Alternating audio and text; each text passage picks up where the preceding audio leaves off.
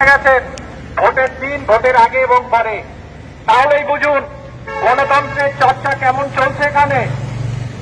যাদের হাতে বিপুল ক্ষমতা দেওয়া হয়েছে এই গণতান্ত্রিক পদ্ধতি নির্বাচনকে শান্তিপূর্ণ এবং অবাধ করার জন্য, তাদের গাফিলতিতে আজ ভোটকর্মীদের তরফ থেকে তাদেরই প্রতিনিধি হিসেবে আমরা কয়েকজন এখানে উপস্থিত হয়েছি।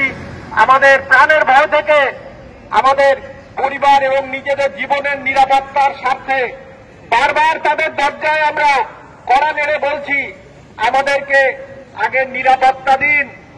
আমরা ভোটের ডিউটি করতে কেউই অরাজি নই, ছেড়ে চলে যেতেও চাইছি না, কাটাতেও যায়নি, মেডিকেল জোগাড় করতে যায়নি। কিন্তু আমাদের পরিবেশটা তো দেবেন, যেখানে বন্দুকের নল আর বোমার ভয়, সেখানে আর যাই হোক কাজ করা যায় না। আপনারা একটা যুদ্ধক্ষেত্রে পাঠিয়ে দিচ্ছেন, তফাৎ হচ্ছে সেনাদের হাতে অস্ত্র থাকে, আমরা ঢাল নেই, তলোয়ার নেই, নিধিরাম সর্দার। আমাদেরকে পাঠাচ্ছেন, লুম্পেনরা আমাদেরকে ভয় দেখিয়ে তাদের ইচ্ছা মতো কাণ্ড করিয়ে নিচ্ছে, হেনস্থা করছে, অপমান করছে, মারধর করছে।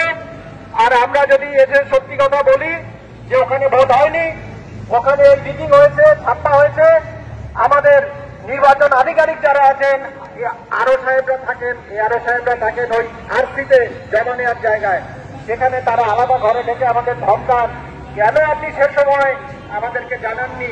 আরে বাবা, বন্দুকের নাম যদি তাক করা থাকে তাহলে ফোনটা করবো কি করে? আপনারা একা কিছু বোঝেন না। আমাদের মতো নিরীহ 105 নিরীহ মানুষদেরকে আপনারা ওই যুদ্ধক্ষেত্রে ঠেলে দেন খালি হাতে মার খেয়ে আসার জন্য।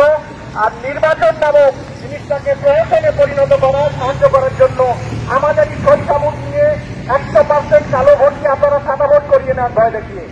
আমাদেরকে দিয়ে অন্যায় করাতে আপনারা বাধ্য করছেন, আমাদের জীবনকে আপনারা ছিনিমিনি খেলার দিকে ফেলে দিয়েছেন। আমরা এটা মেনে নেব না। আপনার হাতে প্রচুর ক্ষমতা, মাননীয় নির্বাচন কমিশন, আপনার হাতে সংবিধান প্রচুর ক্ষমতা দিয়েছে। আপনারা চাইলে বাঘে গরুতে এক ঘাটে জল খাবে, আমরা জানি। আপনারা চাইলে একটা বুথেও একটা ভোটও ছাপ্পা পড়বে না, একটা ভোটও প্রভাবিত হবে না, একটা ভোটেও রিগিং হবে না। আপনারা চাইলে, হ্যাঁ আপনারা চাইলে, আপনাদের চাওয়াটাই আসল কথা। আপনারাই কিন্তু